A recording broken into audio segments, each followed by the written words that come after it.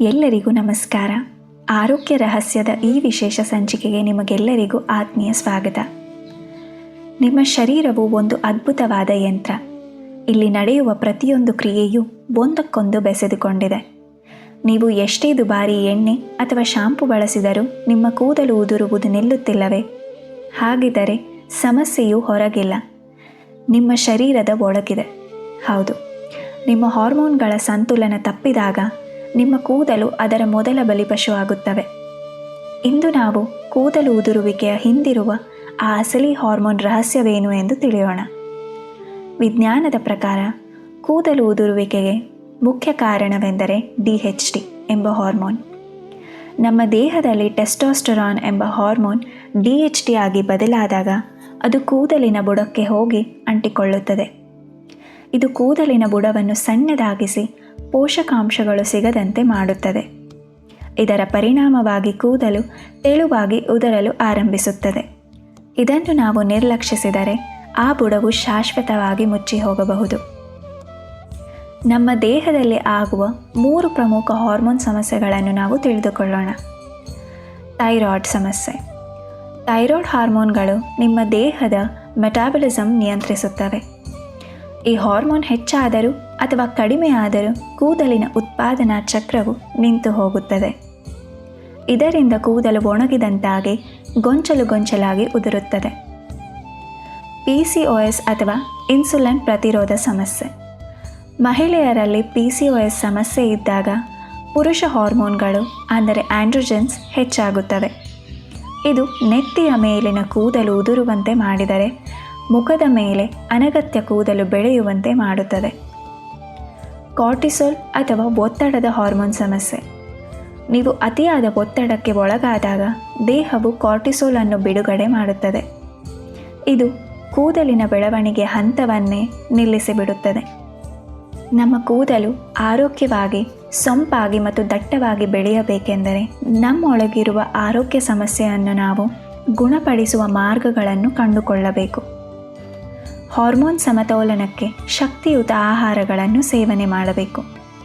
ಪೌಡರ್ಗಳ ಹಿಂದೆ ಹೋಗಬೇಡಿ. ನೈಸರ್ಗಿಕವಾಗಿ ಸಿಗುವ ಆಹಾರಗಳನ್ನು ನಾವು ಸೇವನೆ ಮಾಡಬೇಕು. ಕುಂಬಳಕಾಯಿ ಬೀಜಗಳನ್ನು ನಾವು ಸೇವಿಸಬೇಕು. ಇದರಲ್ಲಿ ಜಿಂಕ್ ಸಮೃದ್ಧಿಯಾಗಿರುತ್ತದೆ. ಇದು DHT ಹಾರ್ಮೋನನ್ನು ನಿಯಂತ್ರಿಸುವ ನೈಸರ್ಗಿಕ ಬ್ಲಾಕರ್ ಆಗಿದೆ. ನೆಲ್ಲಿಕಾಯಿ ಸೇವನೆ.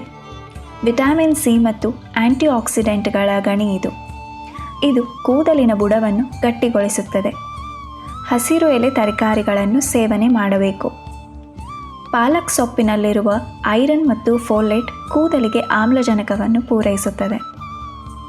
ಅಗಸೆ ಬೀಜಗಳು ಮತ್ತು ವಾಲ್ನಟ್ಸ್ಗಳು, ಇವುಗಳಲ್ಲಿರುವ ಒಮೆಗಾ 3 ಕೊಬ್ಬಿನ ಆಮ್ಲಗಳು ಹಾರ್ಮೋನ್ಗಳನ್ನು ಶಾಂತಗೊಳಿಸುತ್ತದೆ.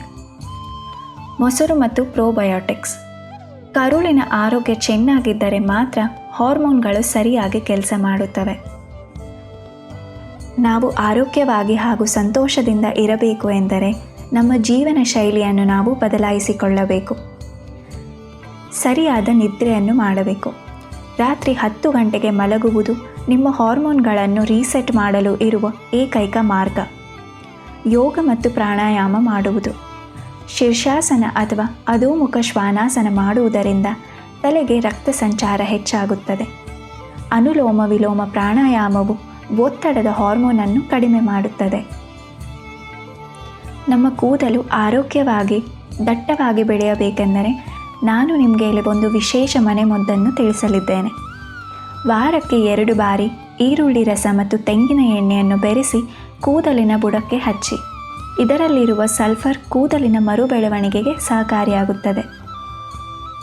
ವಿಟಮಿನ್ D3 ಮತ್ತು B12 ಭಾರತೀಯರಲ್ಲಿ ಕೂದಲು ಉದುರಲು ಹಾರ್ಮೋನ್ಗಳ ಜೊತೆಗೆ ಈ 2 ವಿಟಮಿನ್ಗಳ ಕೊರತೆಯು ದೊಡ್ಡ ಕಾರಣ. ವಾರಕ್ಕೆ ಒಮ್ಮೆಯಾದರೂ ಸೂರ್ಯನ ಬಿಸಿಲಿಗೆ ನಿಲ್ಲಬೇಕು. ಪ್ಲಾಸ್ಟಿಕ್ ಬಳಕೆಯನ್ನು ಕಡಿಮೆ ಮಾಡಬೇಕು. ಪ್ಲಾಸ್ಟಿಕ್ ಬಾಟಲ್ಗಳಲ್ಲಿನ ನೀರು ಕುಡಿಯುವುದು ನಿಮ್ಮ ದೇಹದಲ್ಲಿ ಝೀನೋಎಸ್ಟ್ರೋಜನ್ ಎಂಬ ಹಾರ್ಮೋನ್ ಏರುಪೇರು ಉಂಟು ಮಾಡುತ್ತದೆ. ಇದು ಕೂದಲು ಉದುರುವಿಕೆಗೆ ಪರೋಕ್ಷ ಕಾರಣವಾಗಿದೆ. ನೆನಪಿಡಿ ಸ್ನೇಹಿತರೆ, ಕೂದಲು ನಿಮ್ಮ ಆರೋಗ್ಯದ ಕನ್ನಡಿ ಇದ್ದಂತೆ. ಕೂದಲು ಉದುರುತ್ತಿದೆ ಎಂದರೆ ನಿಮ್ಮ ದೇಹವು ಒಳಗಿನಿಂದ ಸಹಾಯಕ್ಕಾಗಿ ಕೂಗುತ್ತಿದೆ ಎಂದರ್ಥ. ಶಾರ್ಟ್ಕಟ್ಗಳ ಹಿಂದೆ ಹೋಗಬೇಡಿ. ನೈಸರ್ಗಿಕ ಆಹಾರ, ಶಾಂತ ಮನಸ್ಸು ಮತ್ತು ಶಿಸ್ತಿನ ಜೀವನ ಶೈಲಿಯಿಂದ ಮಾತ್ರ ನಿಮ್ಮ ಕೂದಲಿನ ಸೌಂದರ್ಯವನ್ನು ಮರಳಿ ಪಡೆಯಲು ಸಾಧ್ಯವಾಗುತ್ತದೆ.